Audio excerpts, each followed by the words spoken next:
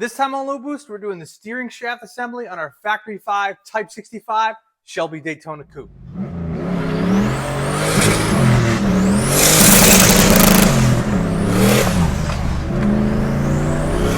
All right, so now that we got the spindles, the brakes, and all that stuff on, we got to finish out with the steering on the front end. Now, there's a couple different ways you can do this when you order your kit. I ordered it because we're going to be using a power steering rack out of an 87 to 93 Mustang, which we don't have a parts car for, so I bought a refurbished one on Rock Auto. It's like 120 bucks, not bad.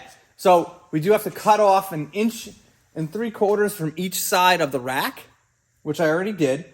And then we got to put the tie rods on, and there's different bushings than what came with the Rock Auto setup. So we're about to push those out, put those in, and then we'll put it in the Daytona. Let's get to it.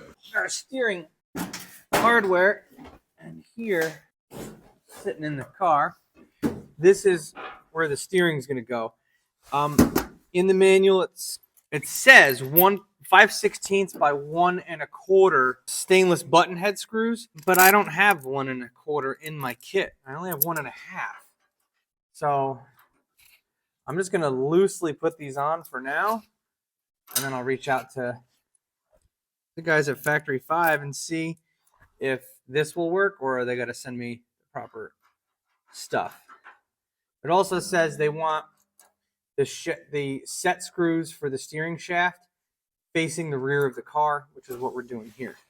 So it doesn't even actually say to throw washers on this, so I may have to redo this piece, but I'm not tightening anything down permanently just yet. And it says not to in the instructions. It says to wait until all steering pieces are in and then tighten it down.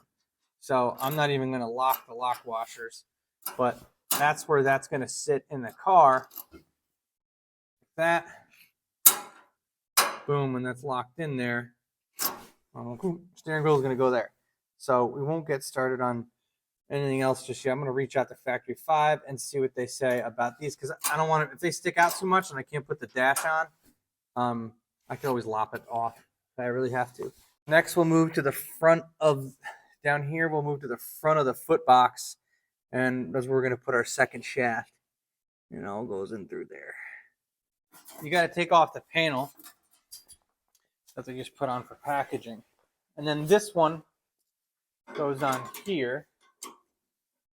And these are 5/16 by 1 inch bolts. These were in the kit. Didn't see any washers in the illustration, so I'm not going to use it for that. And I don't know if we would need to for this, but once this is on, we can continue putting together the shaft. We're not going to tighten it until everything's in, but that's where that's going to go.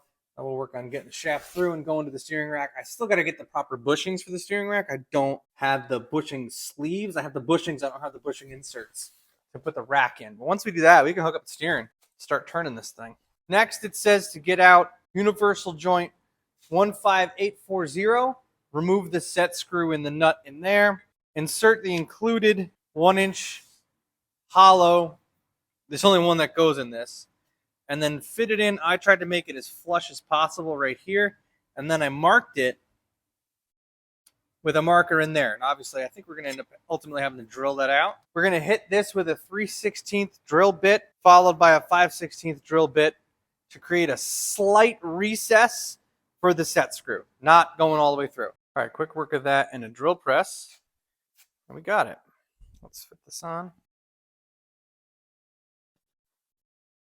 Hard to do this with one hand, but there you go. And we'll put the set screw in it, and that'll set us up for success. And we put everything in. I gotta get an Allen key. Yeah, that's it.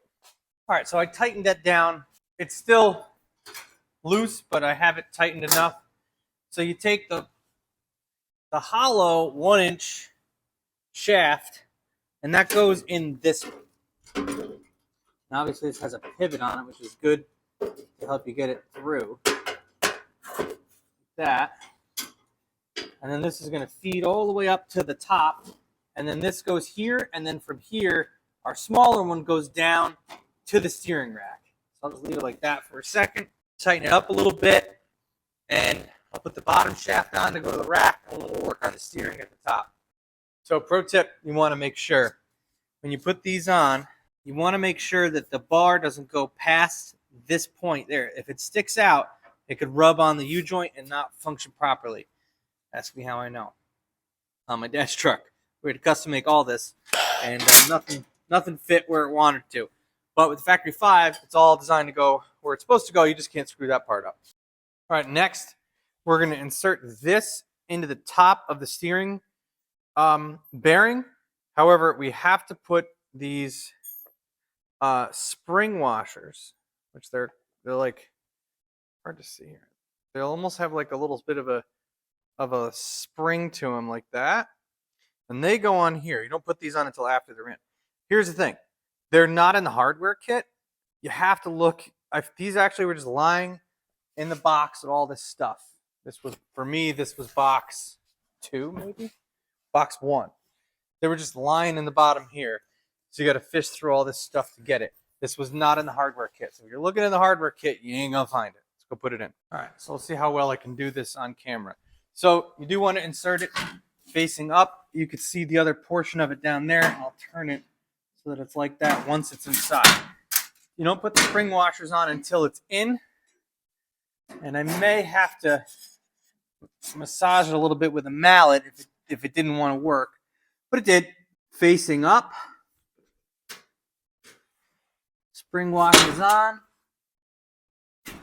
Now it calls for the spring washers to be facing up like that. And I feel like that just kind of holds the shaft in place. I may have to use a mallet to get it through. And then what you want to do is you put it in just past the top spring washer. Once you get by that, you should be good to go.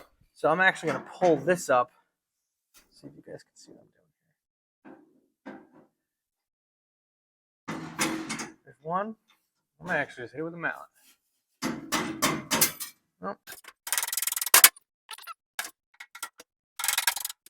I'm holding the spring washer with my finger. Sorry, we're in. And it says just past where that would normally go. So that's it there. Okay, that's on. All right, just so it doesn't go anywhere, I'm going to go ahead and tighten the set screw. Not a lot, just a little. Got 2 set screws. It does call to use Loctite on this, on anything that doesn't have a cap on it. I'm not going to do it yet, but I will at some point. All right, so now that's in, I'm going to tighten it down a little bit more. I think we're done with our steering setup.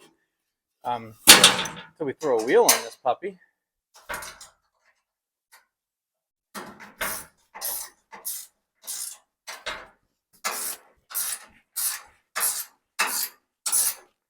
I kind of want to stick a wheel on it. Gotta put the rack in first. Okay, so I think this is in properly. Like I said, I do want to double check. See if I can get away with that, or I have to get some shorter ones. But coming in on this side, I'll tighten that down, and that'll go into our rack, which we got to get new bushings for. It's over there.